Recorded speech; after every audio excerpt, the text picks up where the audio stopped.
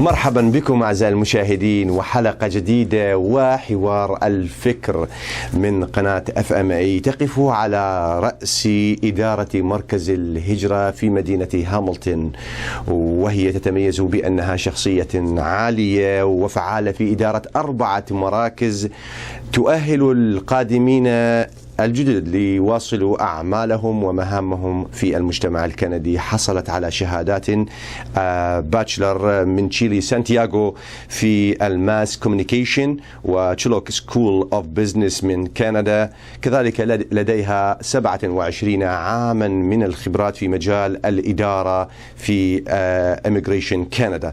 نحن مع الشخصية التي تحدثنا عنها السيدة إناس رايس، ضيفة حلقة حوار الفكر ومع قناة FMA.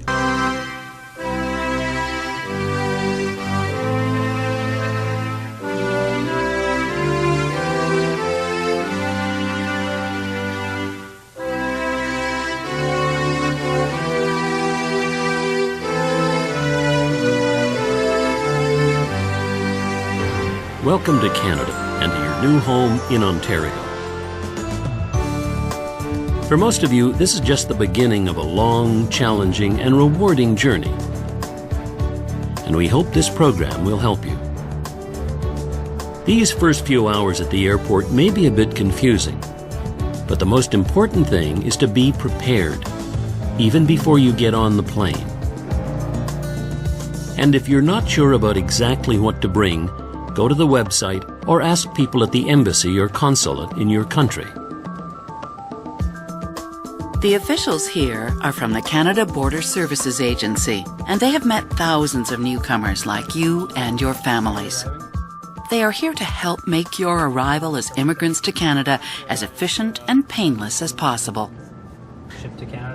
The most important item to have with you is your passport, along with the customs declaration card that you will have filled out on the plane. Okay, good luck. You're all set. Thank you. The first people you'll meet are the customs officers. One of their main jobs is to prevent illegal items from entering Canada, so they will have very specific questions about what you're bringing with you. Border Services Officer Tanya Tardif explains. Some of the questions include if they have any firearms, any food products, any plants, pets, things of that nature. Do you have currency or monetary instruments over $10,000? No. Do you have any food products? Customs will also require a list in English or French of whatever goods may be shipped to you at a later date. Welcome to Canada. Thank you. The next group of people you will meet are the officers of Immigration Canada. I'm good. Their main concern is you and checking your documentation. They should also have the landing visas in their passports. Other relevant documentation they might want to bring is birth certificates, education, their marks, their diplomas, marriage certificates, things of this nature. They should have 2 copies of the documentation, and if it is not in one of the official languages, they should have it translated to either English or French. Put this paper copy of the confirmation of permanent residence in your passport, because your resident card may take up to 6 weeks to be delivered to your new address here in Ontario. And keep certified copies of all these papers with you at all times, because they allow an individual who is not a citizen to come into Canada to study, to work, to play, in fact to live almost like a Canadian, but without the actual Canadian citizenship. This is your husband and your children? With the confirmation of permanent residence, you cannot vote. But once you've met your residency requirements, you will be able to apply for citizenship. Okay, everything's in order. Oh, welcome to Canada. Congratulations. When you've finished with the official procedures, stop at the kiosk of this immigrant service provider here in the airport. They have information that can help you right away. And then, finally, you are officially in Canada, where friends or relatives may be waiting. In the next part of our story, you'll discover more about Canada and Ontario and about the organizations that help immigrants. You'll find out about finding a new home in Ontario, learn about the educational and health systems, and see how to find work. One thing you can be sure of, is that there's a lot to learn. Welcome, ladies and gentlemen, with Ines, Rios, the head office of 4 immigration centers in Hamilton. She is one of the active lady in Hamilton. She is with us today. Welcome to our show. Thank you. First of all, let's start. What is the purpose of the IWC? Well, the Immigrant Women's Center in Hamilton was created 28 or 27, more than 25 years ago to supply for the demand of orientation of new Canadians at that time of refugees into the city of Hamilton. So a congregation in the city, the congregation of the Sisters of St. Joseph created this or assist me in creating this. So I've been doing this work of welcoming or giving orientation for 25 years to thousands and thousands of new Canadians in Hamilton. And the purpose is to for them to have an opportunity to make a contribution in the social, political, and economic life of Canada, right? So we all come with that great hope and energy to make sure that we do our best here and that we are safe and we feel Canadian. Very good. Do you have any idea what kind of absolutely have an idea what kind of services you are offering to the newcomers? What is the main purpose of the service? Yes, the real main purpose is orientation and retraining, right? So it's language instruction and also orientation into legislation, new legislation in Canada. Places that people can receive services, general service agencies such as the Housing Help Center, the Community Legal Clinic, where things are, where there is a place where they can trust and receive services like any other Canadian, because we become new Canadians in Canada. How many classes you have in the 4 centers? We have about 10 or 14 classes, so we do have about 300 students in our classes in 3 centers. So do you have like an all nations or? Oh, we have everybody. We have lots of people from many parts of the world. There have been waves of immigration into Hamilton. So my particular wave was in the time when Latin America was in trouble and this was a refuge. Hamilton and Canada was part of a refuge to resolve conflict in Central America, my particular country, Chile, as well. But there have been many others coming in, and there was the Kosovo, there was people are still serving people from Vietnam, and then it was the breaking of the Yugoslavian unity, so there was Bosnia and Slovenia and so on. Later on, we began to receive people from the Arab countries and also South Asia. So it's people from India and Bangladesh and Pakistan and okay, department. How many departments you have? Like a financial department, relationship, relation. Yeah, absolutely. Yeah. It's a full-fledged organization. So we do have the marketing department and communications. We have the accounting department, and we have a management team of 7 to 9 individuals. So we try to, and we do work very well to make sure that the organization is running and that we can sustain our funding and we can deliver a really good quality work. So we are very connected with our clients. Our clients are in our heart for everything, but at the same time, we need to use our intellect to make sure that we are also working with their full capacity, because the new Canadians come gifted with all sorts of skills, and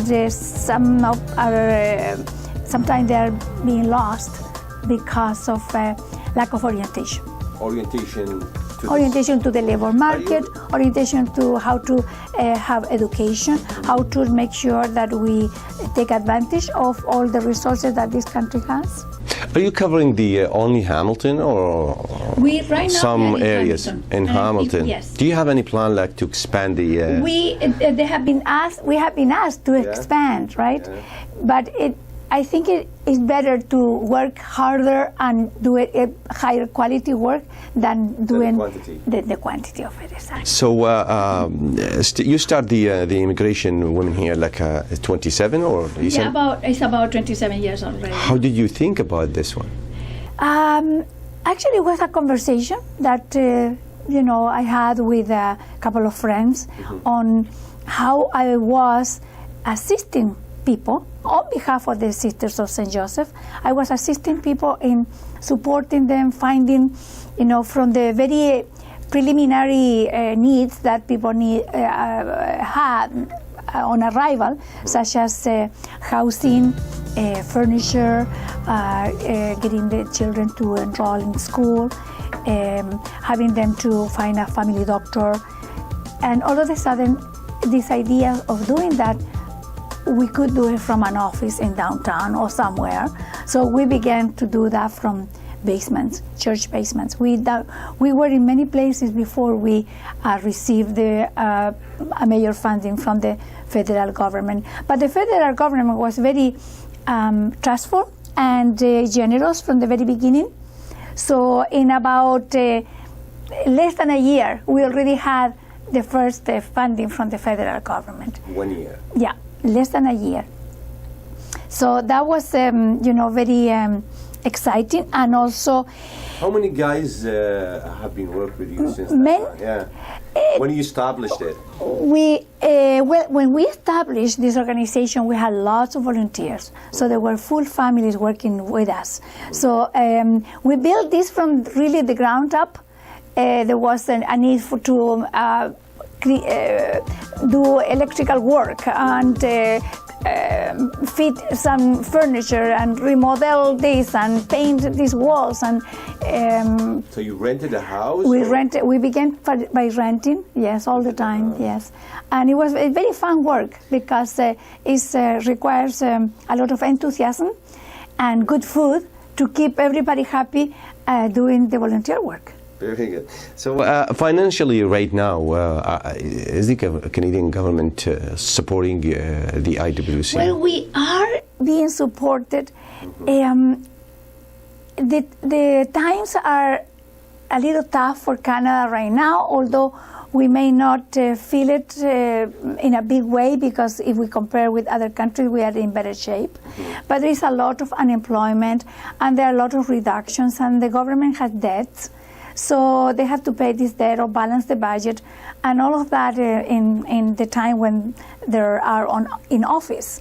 So we have been gradually being reduced some budget, like percentages, small percentages, but in millions of dollars is quite a bit, right? It represents hundreds of thousands of dollars.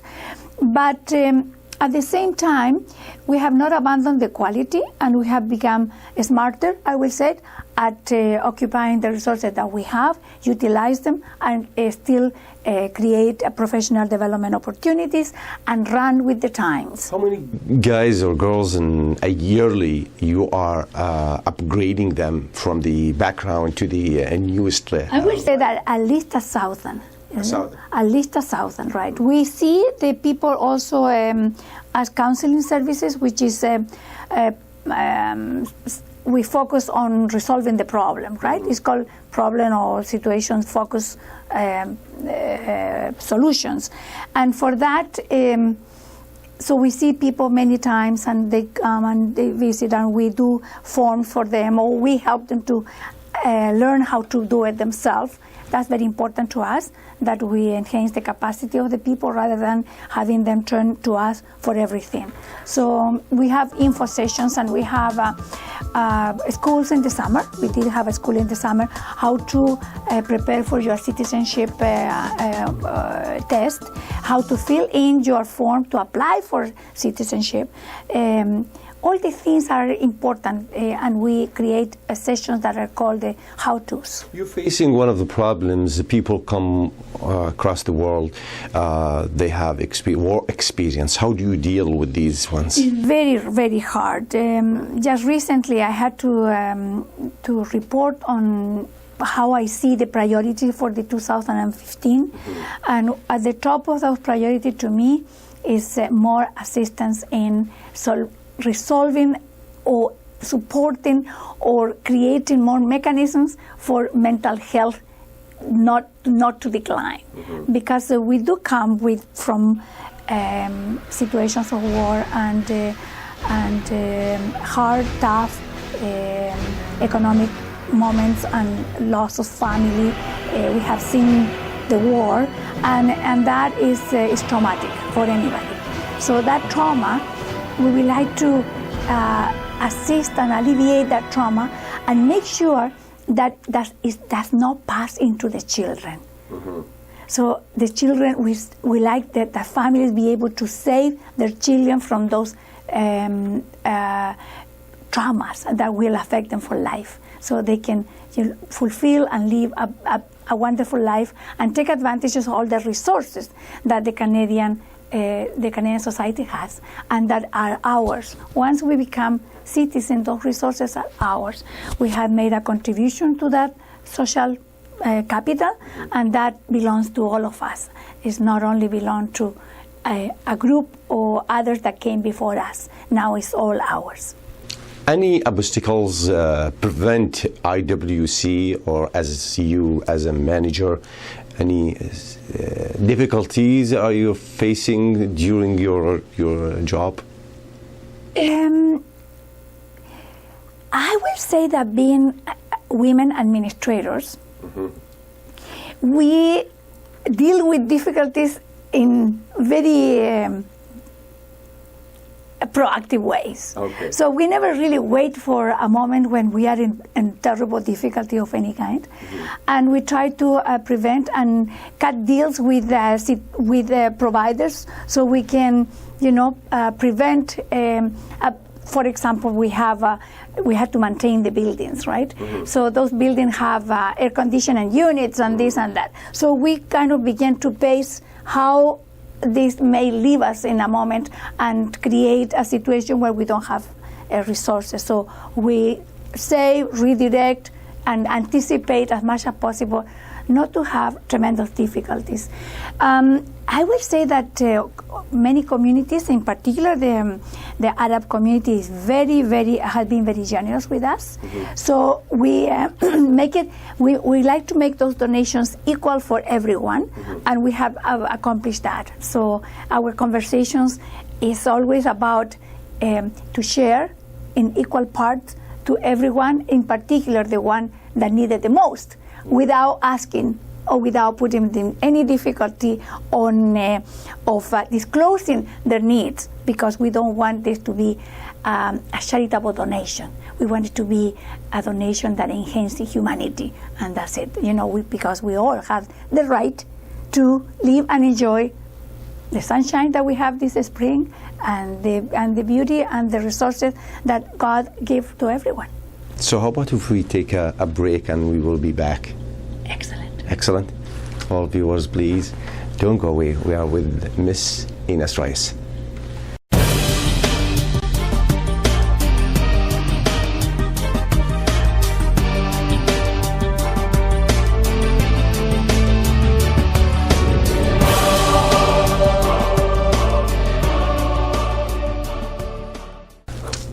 مرحبا بكم أعزائي المشاهدين وحوار الفكر مع السيدة إناس رايس مديرة مركز الهجرة في مدينة هاملتون. Welcome again to our show. Thank you.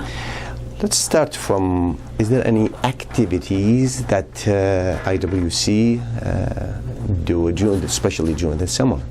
Oh, during the summer, yes, this is the first summer, and it's not going to be the last. We'll probably implement it summer after summer. We have a summer institute. So the Summer Institute is about 12 little courses of 3 hours, sometimes 2 set of 3 hours in different areas of development and areas of interest. So we this summer, for example, we are teaching Prezi. Prezi is what is replacing PowerPoint these days. Okay. So Prezi is more dynamic. Prezi is fun. It has so many tools.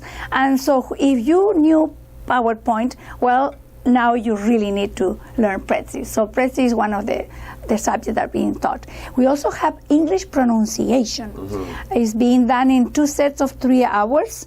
And so the teacher is an expert on pronunciation, Isabella Marchesi, and Isabella will teach you with a mirror where to put the tongue with difficult words that need a pronunciation or sounds that we physiologically are not prepared, but we can modify and train our voice. Another part of learning in Ontario is adult education and retraining. For people 18 years of age and older, there is free basic adult education, which will let you earn a high school diploma that is required for most jobs. These classes are often available after work hours.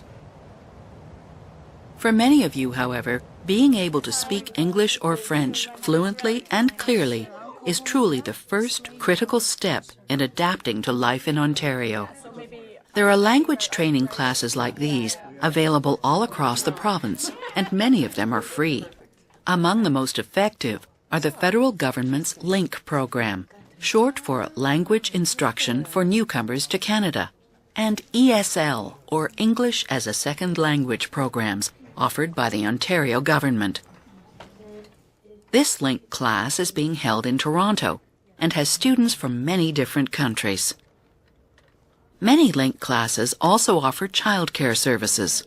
The classes use both computer-based training and personal instruction. It may not be easy, but learning the language is worth the effort. I learned a lot of things because my English was very poor. So I learned every single day a lot of words, a lot of grammar, English, everything. Still, I have a lot of trouble with my English, writing, reading, but I think that I feel better now with my English. Classes like these, in fact, all forms of continuing education and training, will very often make the difference between success and failure in Ontario.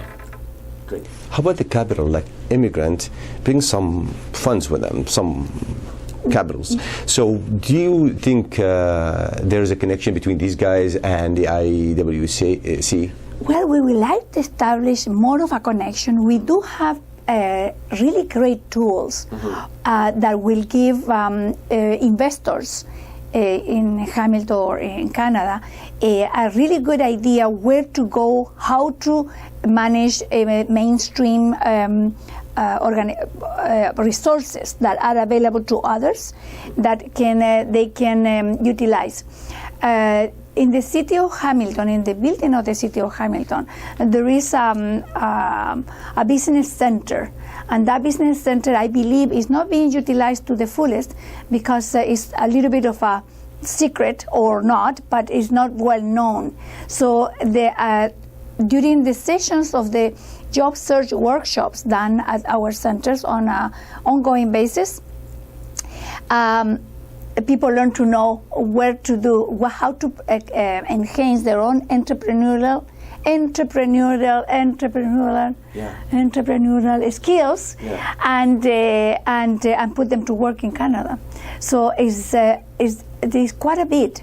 It's just a matter of getting close to us and find those sources. While most immigrants, in fact most Canadians, want to find a job with a good, reliable paycheck, there is a small but ambitious percent who want to start their own companies.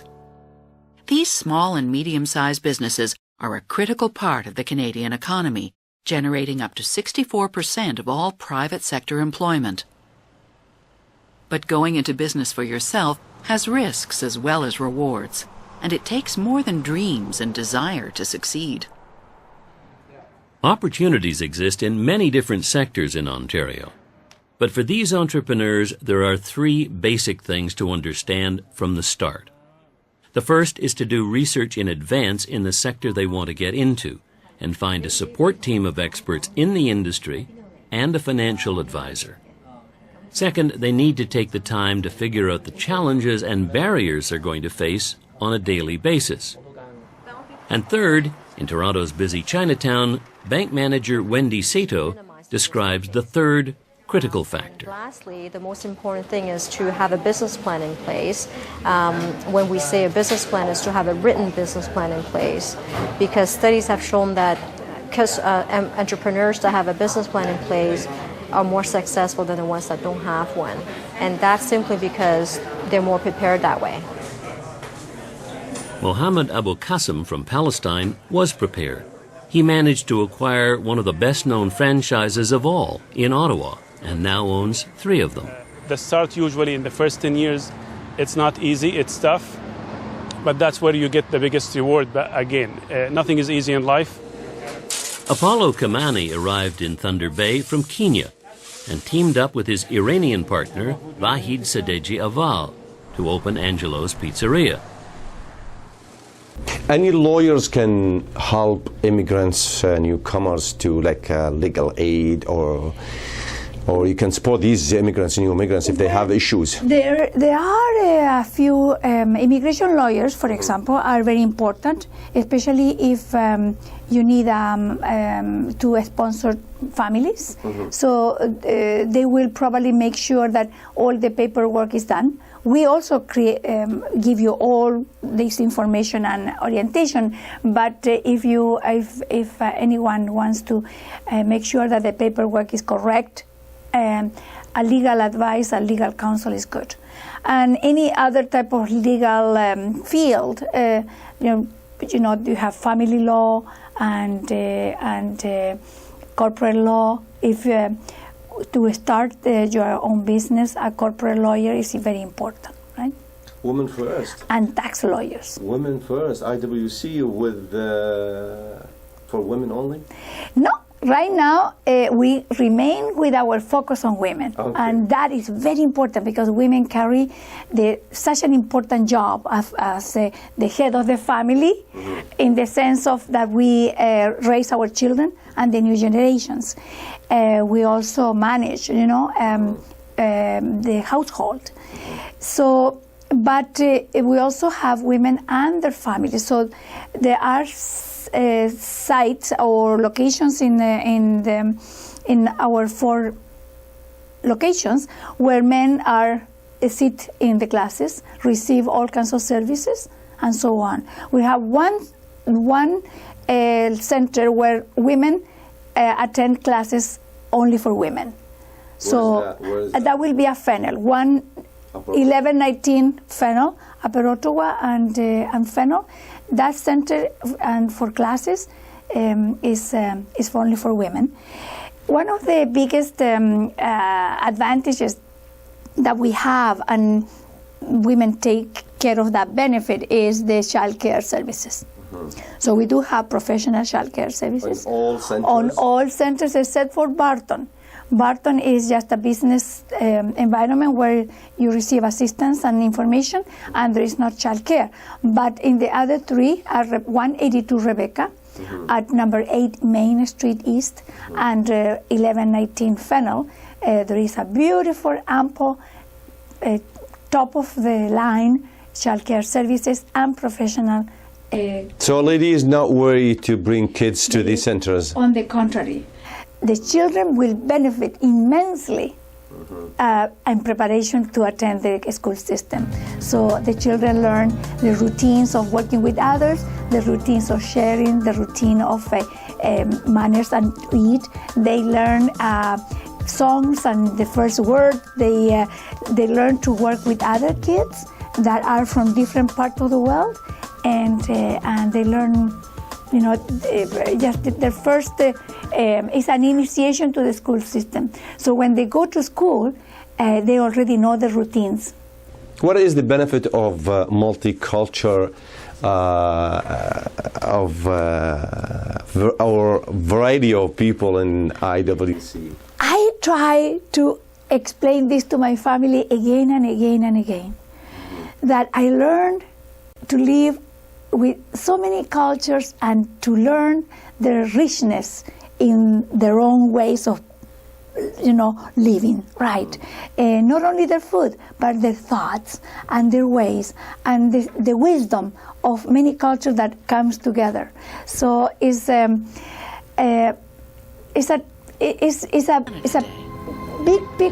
piece of Canada, all in a microcosm, because our organization is a piece of Canada. They have representation from many different parts of the world, from Africa to Asia to some people feeling that they are facing discrimination because of the multicultural. Is that right? You mean the Canadian-born people? No. Some people, they are facing because of the multicultural. So yes, they are facing this issue. Yeah, we do have a population that are being racialized, right? So, and it's just it's something that we try, that we educate people all the time, that the color of the skin is the color of the skin. You can be whiter or darker, and the human person in there is just the most beautiful person with all the capabilities and all the opportunities that should be given to everyone, just like that. The special thing I like about Canada is the multicultural. People can live together with different culture, and people can understand each other, and that's the greatest thing. I love it. There's so many different people following their own customs, religion, very peacefully. No one is bothering them, whether you are a Muslim or a Hindu or a Parsi or a Christian. Everybody is leading their own lives very peacefully. How far the distance between Islamic, Arab centers and the IWC? I feel them close, and I would like that they will say the same. That they will feel also that we are close to them, that we have gained already their trust, and if we haven't, we would like to work harder at that. We would like the community to let us know what do they see as a gap, so we can put our resources together to make Canada better, make our children have more opportunities, and utilize the resources in a more wise way. So, what is the issues that most immigrants facing when they reach the Canadian land? What are the difficulties? I will say that one of the biggest difficulties is housing. Housing, because you have to really put your head in a pillow, and you really cannot be under the stars in these countries, right? So you have to just give it it's a game of chance. You rent from a place until you know that it was the wrong place or the right place. But it's something that we have to take the risk of simply renting from just about anywhere. We don't know any better until we find a better way. The regulations and the legislation has changed quite a bit to support not only new Canadians, but Canadians in general, with respect to the abuses that the landlords may commit. And that is an ongoing type of work. So that is number one. I will say number two is immediately the language, right? The language, the way to communicate. And number three is that they need to, the rest of the Canada need to know how great I am. And we all are. So, and for that we have to give them opportunities to get to know. So students study freely, right? No cost. There is no cost for the language instruction, no. No, on the contrary, we also provide... How long it takes the one course to... we believe that a person can move from language benchmarks in about 600 hours. And I am convinced that the higher the education, the faster people will learn. And the lower the education to begin with, the more support that they need, and we are prepared for all of that. Have you achieved your goal? We are chasing that every day, right? we believe that we have partly. We continue doing so. I will say that our humanity had, we have learned so much, and that we spent every cent in a very wise way. What is your message to our community, to all communities? To all communities is to understand that we might make mistakes, and we would like to hear about that. I pay full attention to any complaints or anything that have not gone well. I also would like to hear what we have worked for others, and also we like to see what is being suggested, because we need the community to be participatory of what we do and fit the emerging needs of the new communities. Different government agencies like Service Canada and Employment Ontario, plus all the fine immigrant support agencies all across the province. They are there for you, so don't hesitate to use them at any time. You are free to live and work in any province or territory. There are many positive things about moving to this country and eventually becoming a citizen like these new Canadians. As well as the personal freedom that living in Ontario offers, there are fine schools and hospitals, a strong and modern economy, and one of the most ethnically diverse cultures in the world. But there are also challenges, both real and perceived. Finding the right job for you often takes time and a lot of persistence. There are new systems of education and health and financial matters to learn. And there are new customs to get used to in Canada, and perhaps some of the old customs to put away. Well, congratulations, félicitations, you are now Canadian citizens. We are happy to meet you today, and our a lot of thank of you to come to our channel. We will do it again. And I thank you for giving me the chance to get a little closer to what we all want to have. Thank you so much. Thank you. أعزائي المشاهدين، حتى ألتقيكم وحلقة جديدة وبرنامج حوار الفكر من عز الدين الشبيب. إلى اللقاء.